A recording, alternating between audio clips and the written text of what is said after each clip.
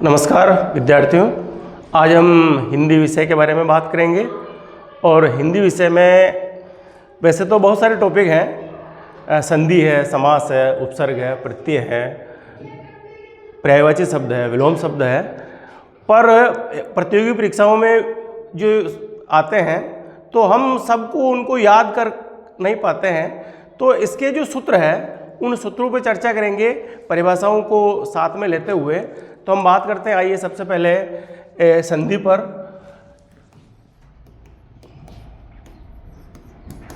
संधि संधि का शाब्दिक अर्थ है योग, जोड़, मेल।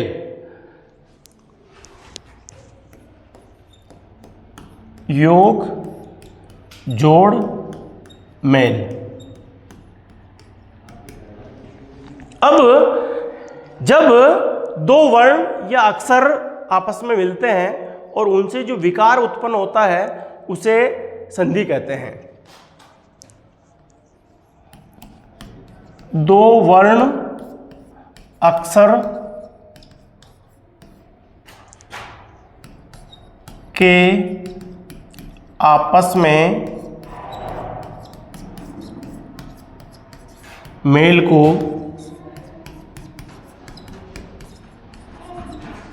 संधि कहते हैं। अब ये एक सामान्य बात हो गई कि दो वर्ण या ध्वनियों के मिलने से जो विकार उत्पन्न होता है उसी विकार को हम संधि कहते हैं। पर परिभाषा, बात करते हैं परिभाषा की। तो परिभाषा में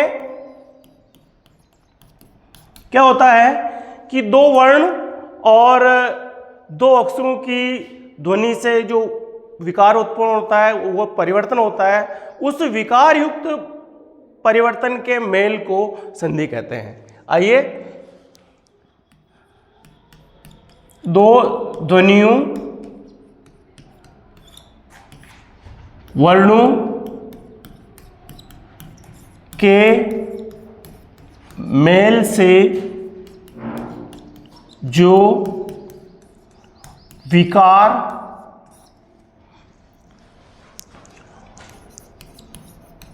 उत्पन्न होता है उसी विकार युक्त मेल को संधि कहते हैं।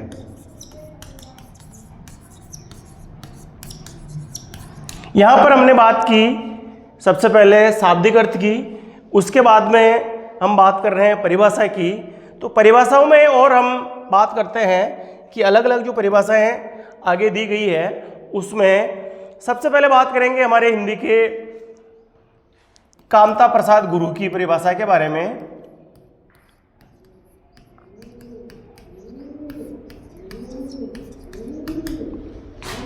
कामता प्रसाद गुरु ने जो संधि की परिभाषा दी है कि जब दो निर्दिष्ट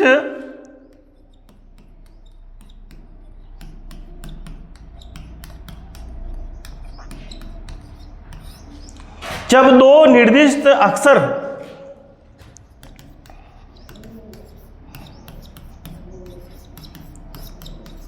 पास पास आते हैं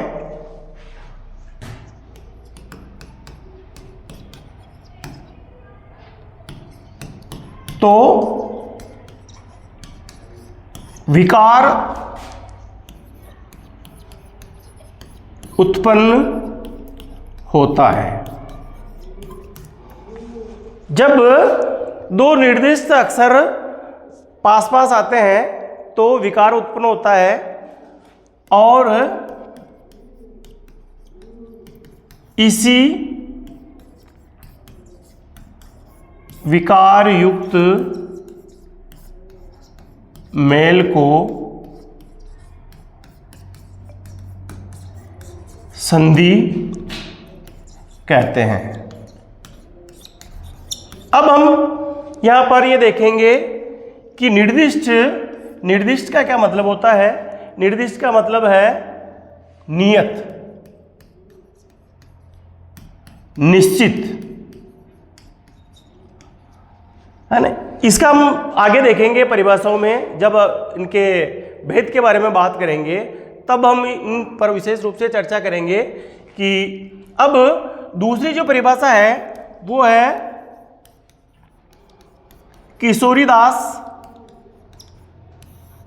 वाजपेयी की।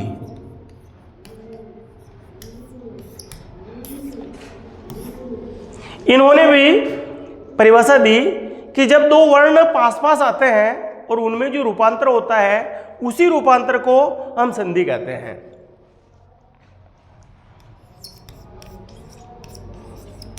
जब दो वर्ण पास पास आते हैं और वर्णों में जो रूपांतर होता है या परिवर्तन होता है तो इसी रूपांतर को संधि कहते हैं। ये दो हमारे जो साहित्यकार हैं उन्होंने संधि की परिभाषा दी। तो अब इसके हम देखते हैं और आगे बढ़ते हैं कि संधि हमने समझ ली, तो संधि के बाद संधि विच्छेद, संधि विच्छेद के बारे में भी बात करेंगे। अक्सर परीक्षाओं में ऐसे प्रश्न आया करते हैं, संधि विच्छेद। अब संधि विच्छेद में क्या होता है कि संधि युक्त पदों को वापस मूल रूप में लाना ही संधि विच्छेद है।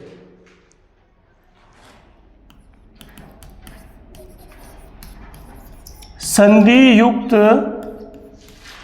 पद को पुनः मूल रूप में लाना ही संधि विच्छेद है। हमने बात कर ली संधि की परिभाषा की और संधि विच्छेद की परिभाषा की भी। आइए देखते हैं इसके कुछ उदाहरण।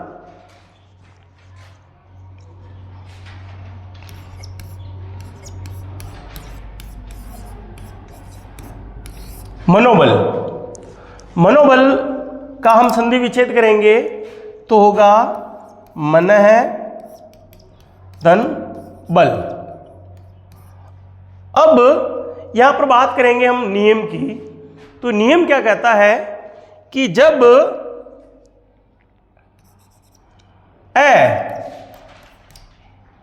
ए के बाद ब आ रहा है और ब वर्गीय व्यंजन आता है, जब ए के बाद ब वर्गीय व्यंजन आता है तो तीसरा, चौथा और पांचवा वर्ण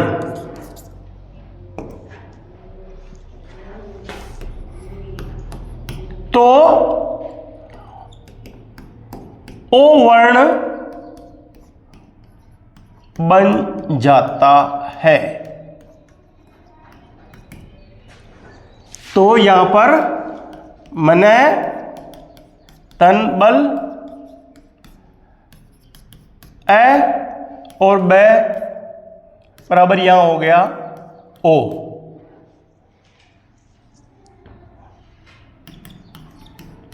ये हो गया मनोबल। एक और उदाहरण देखते हैं। महेश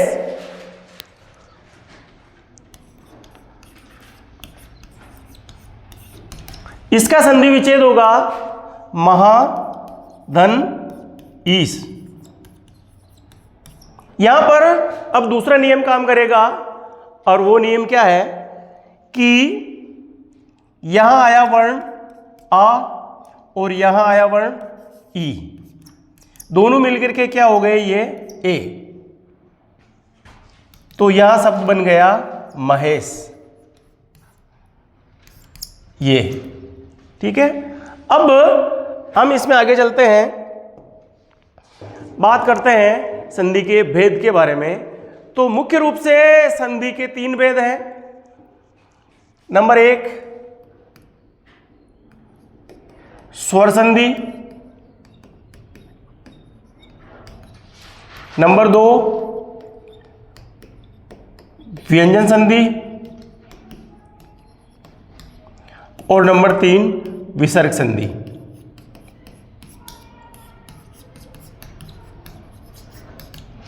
अब 3 भेद के अलावा जब हम बात करेंगे स्वर संधि की, तो स्वर संधि में क्या होता है, सबसे पहले इसकी परिभाषा अपन देखेंगे कि जब 2 स्वर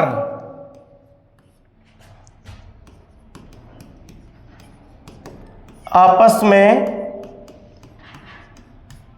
मिलते हैं,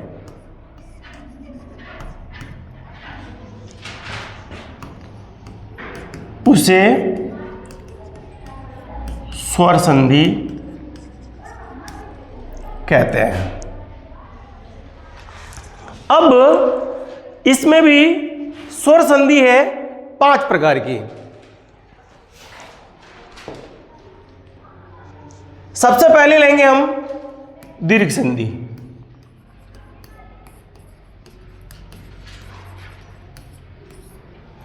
दीर्घ संधि में क्या होता है कि जब 2 समान स्वर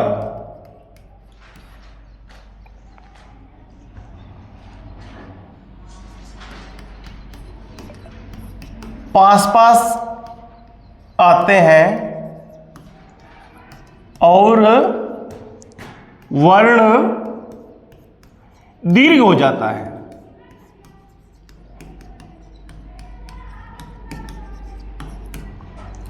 यानी जब 2 समान स्वर पास पास आएंगे तो वो समान स्वर किस में बदल जाएंगे, दीर्घ में। या यूं समझें कि ए आ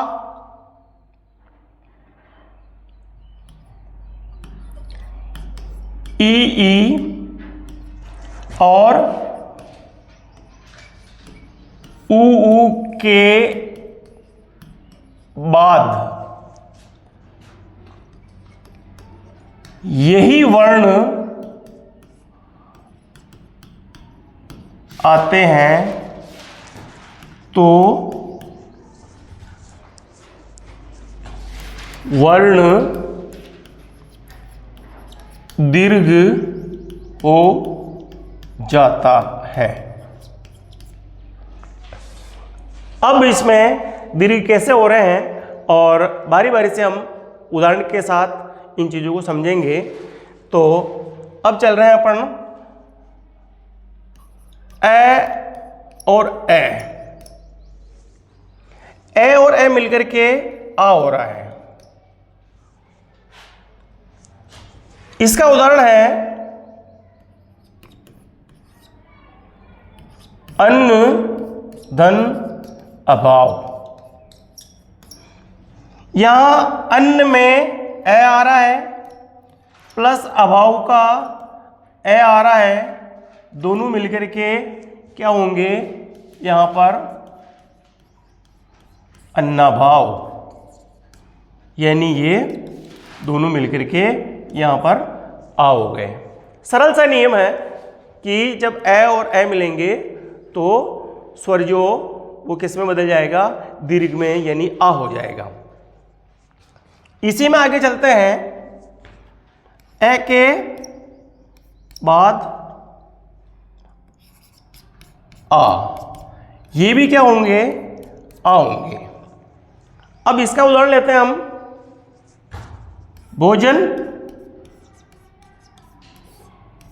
तन आलय। दूसरे उदाहरण में क्या हो रहा है कि यहां पर ए आ रहा है और इसके बाद समान वर्ण आ रहा है, तो भी ये क्या होंगे, आ, यानी भोजनालय।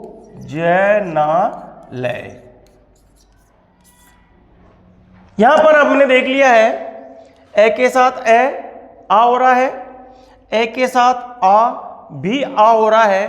दोनों के अपने उदाहरण देख लिए, अन्नाभाव अन्नाभाव, भोजन आलय भोजनालय। ठीक है, इसके बाद आगे बढ़ते हैं।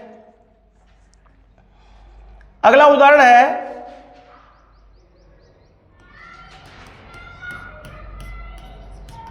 आ प्लस ए का।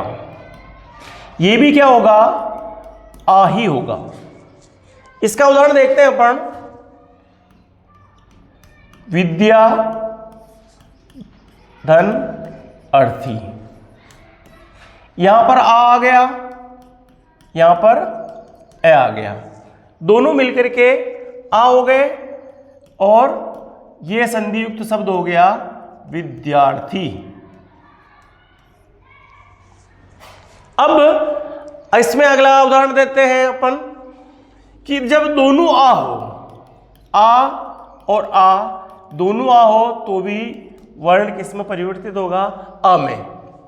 इसका उदाहरण भी बहुत सरल है, विद्यालय, विद्या धन आलय।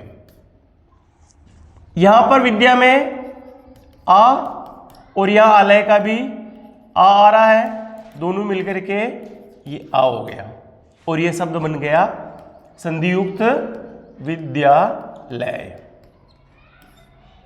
तो यहां पर हमने देखा कि समान वर्ण ए और ए मिलकर के आ हो रहा है और ए और आ मिलकर के भी आ हो रहा है और आ और ए मिलकर के भी आ हो रहा है और दोनों आ होने की स्थिति में भी वर्ण आ हो रहा है। इसके हमने 4 उदाहरण क्रम से देख लिए।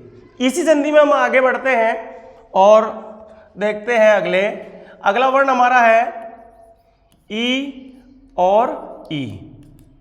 तो ये हो गया यहां पर दीर्घ, यानी ई की मात्रा आ गई। इसका उदाहरण देखते हैं अपन आसानी से, बहुत ही सरल है।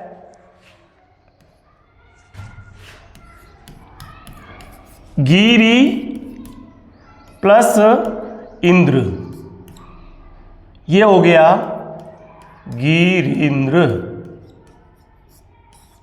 यहां पर ये ई है और ये भी ई है, ये मिलकर के दीर्घ यानी ई हो गया। इसी में हम आगे बढ़ेंगे इसी उदाहरण में कि ई के बाद ई आए तो भी क्या होगा, ई। इसका उदाहरण है, भी बहुत सरल है, गिरी तन ईस। बहुत सरल उदाहरण हो गया इसका। तो इसका नया शब्द बन गया गिरीश, गिरीश, ये ई में हो गया। इसी में अगर अपन आगे चलेंगे तो ई और ई, ये भी क्या हो गया, ई। इसका हम उदाहरण देखेंगे तो इसका उदाहरण होगा मही धन इंद्र, शब्द बन जाएगा महेंद्र।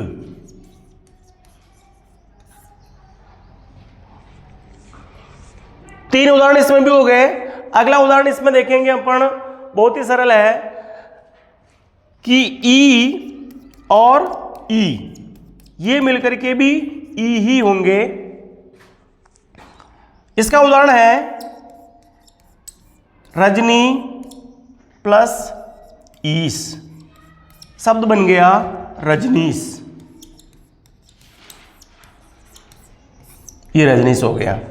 तो इसके भी हमने समान वर्ण ई और ई बनेगा, ई और ई भी ई बनेगा, ई व ई भी ई बनेगा, और ई प्लस ई बराबर भी ई बनेंगे। इसके हमने क्रमशः उदाहरण गिरीन्द्र, गिरीश, महेंद्र और रजनीश देख लिए।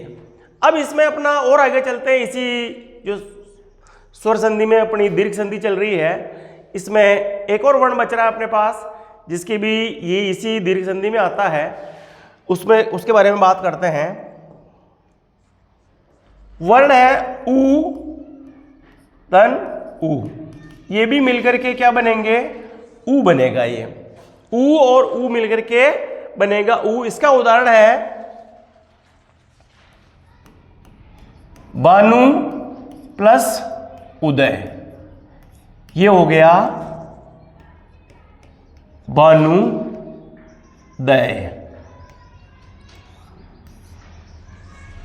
यहां पर ऊ है, यहां पर भी ऊ है, मिलकर के ये यहां पर ये ऊ हो गया।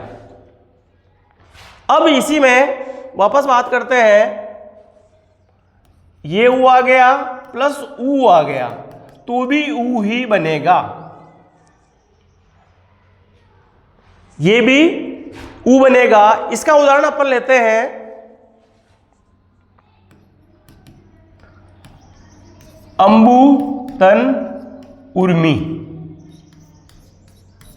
यहां पर ऊ और यहां पर ऊ है, दोनों मिलकर के ये हो गया ऊ और ये हो गया अंबुर्बी।